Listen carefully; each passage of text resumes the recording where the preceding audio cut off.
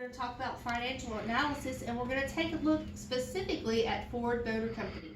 Is this a good investment or not? First thing you need to do is a lot of research. You cannot plan to invest your money in a company that you know nothing about. The goal in investing is to get a return on your money.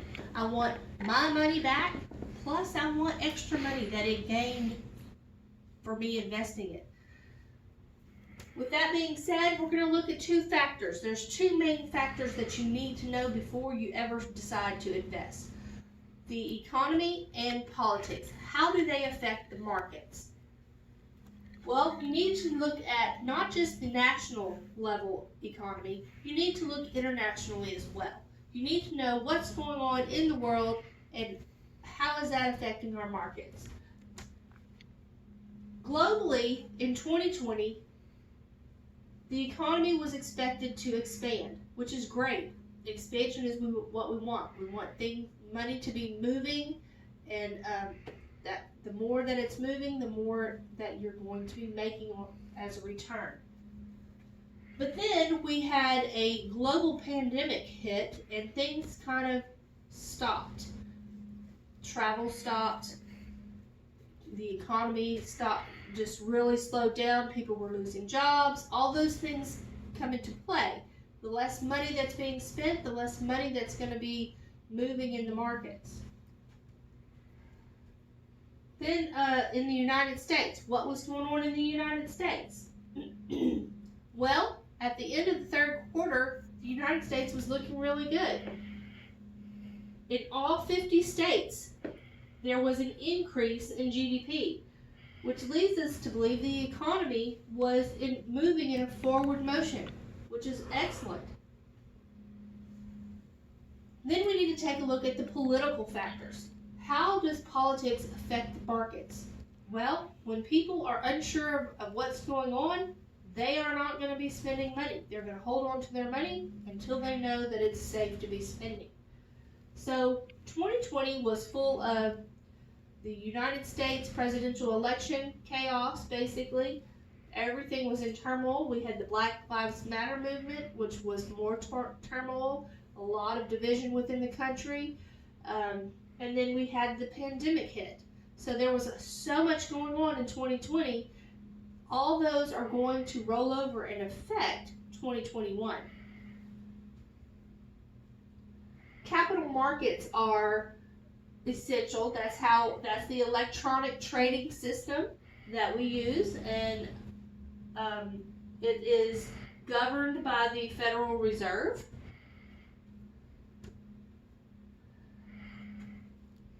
Next, we're going to take a look at the industry.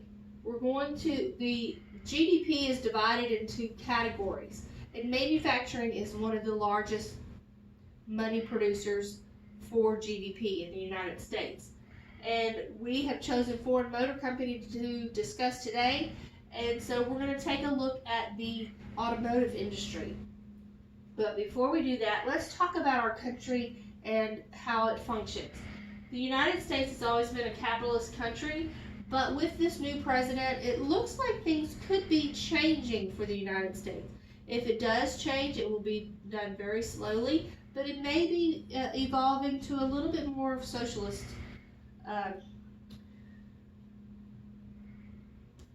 economy. But our government does allow freedom of enterprise, but there are guidelines that we have to follow. And we do encourage a lot of competition. With competition, companies are trying to always come out with the best product people want to buy. The more people buy, the more money going into the economy. Right now, the United States is currently the third largest manufacturer in the world, which is wonderful. We would like to be first, of course, but third isn't bad. We are definitely producing a lot of goods for the world, not just for our own country. So here we're going to take a look at a pie chart of the automotive industry specifically. This is a chart of several different automotive manufacturers, but we're really interested in Ford. Ford currently is at 17% overall, and they employ 1.7 million people. They are a large consumer of products for their manufacturing needs, which is great. The more products they consume, the more money that's going into the economy. Then they turn around and they use those products to create a new product, and then they turn around and sell that product. They don't only sell it within the United States, they are exporting those goods to other countries. With exports comes taxes.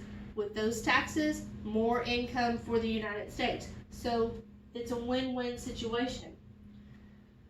The automotive industry contributes 3 to 3.5% of the 11.5% manufacturing GDP for the United States. So the automotive industry is a huge player in the manufacturing side of GDP. Like I said, we're going to be talking specifically about Ford Motor Company. And so let's take a look at more specific information about Ford. Ford Motor Company was created by Henry Ford in 1903. Their headquarters are located in the United States at Dearborn, Michigan, which is a suburb of Detroit. They also have manufacturing plants in other countries, which is great. They're spreading out and they are affecting other economies, selling their goods in other places, which is going to also generate income for the United States. William Clay Ford Jr. is our executive chairman, and James Farley Jr. is the executive CEO. James Farley just recently moved positions from the chief operating officer for Ford. They were really looking forward to this change in leadership and hoping that this will generate some new ideas, new income, new products. Their business evaluation, we see that their cash flow did increase from $18,492,000 in 2017 to $25,935 in 2020. So that is good. We are seeing some increase there, and that is what we want to see.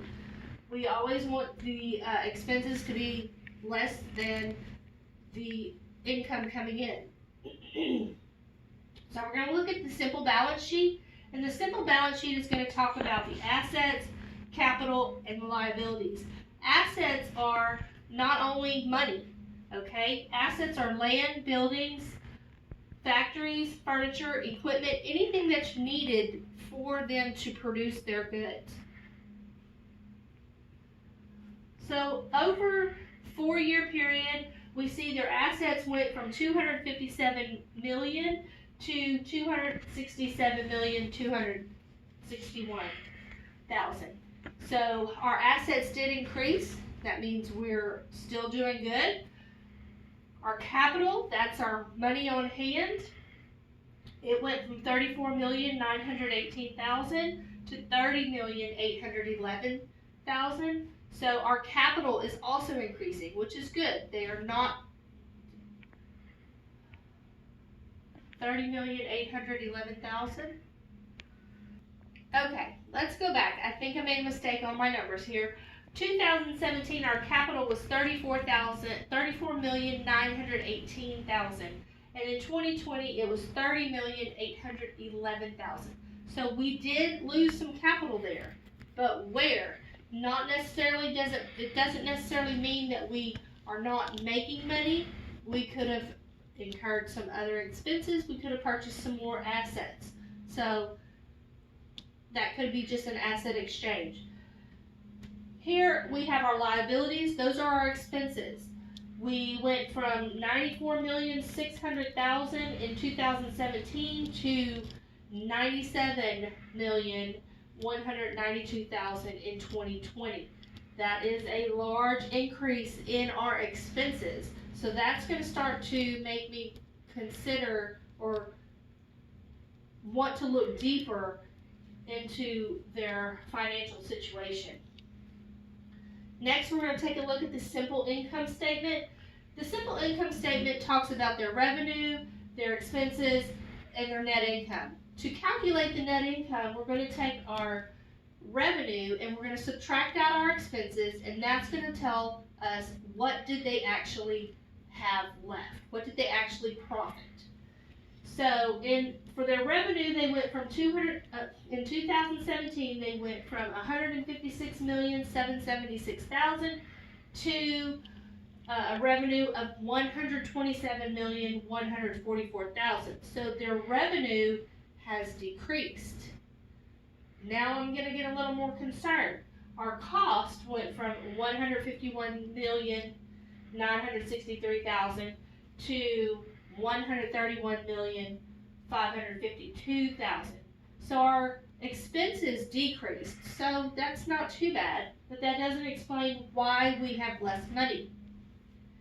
So the net income, now my numbers are really making me pause for concern, because in 2017 their net income was $7,602,000, and within 4 years their net income was negative $1,279,000.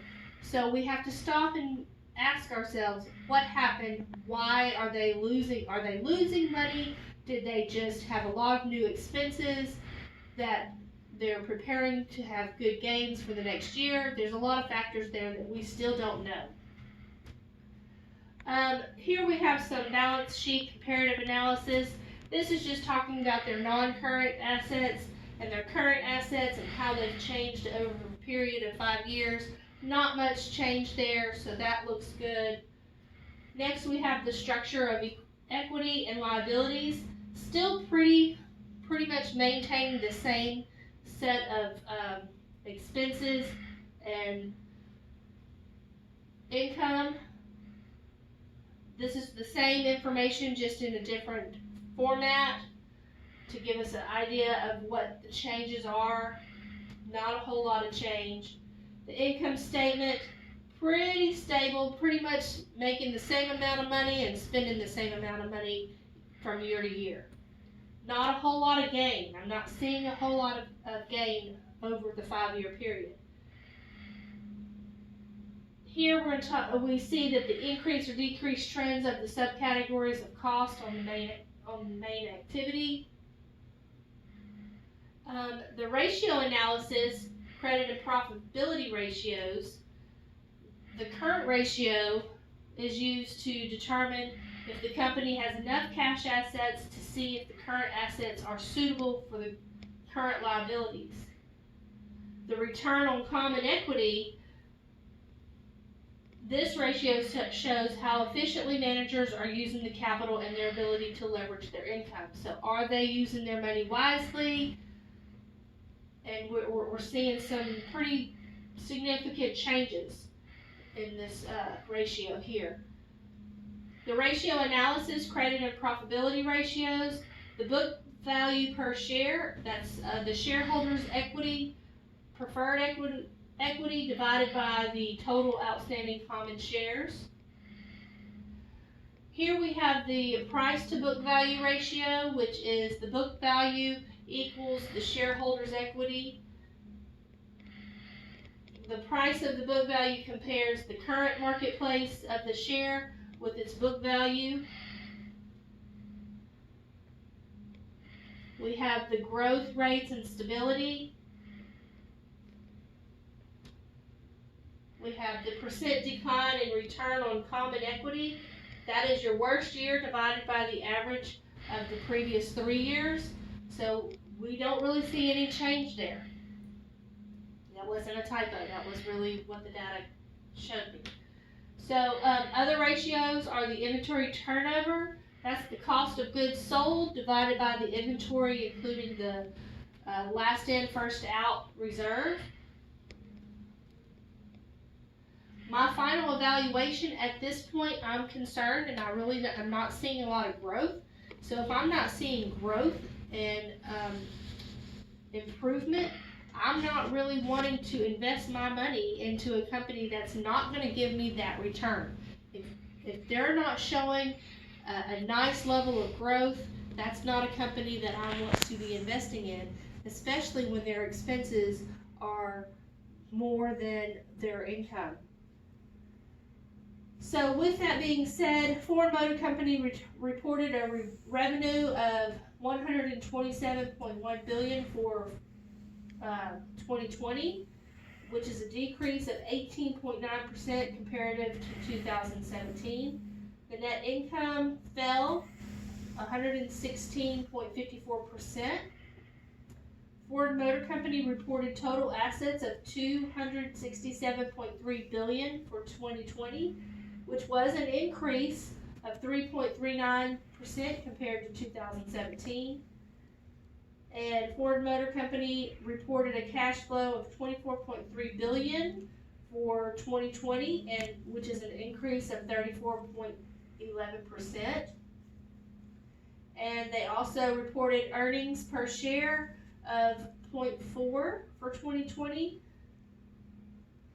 Here's the kicker though. With my research, I found that Ford is planning to discontinue all but 2 of their sedans and hatchbacks and plans to focus their production on their luxury SUVs and their trucks. With the current state of our economy and greener the better, and electric cars wanting to be pushed into our society, I'm really not sure that large trucks are the way to go. If the gas prices continue to increase, then people are not going to be able to afford to fuel up these large vehicles.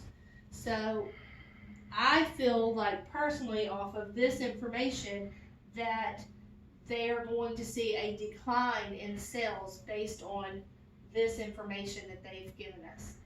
I hope this helps you with your decision on do you want to invest or not in Ford Motor Company, and I hope that you've learned something with this presentation. Thank you and have a good day.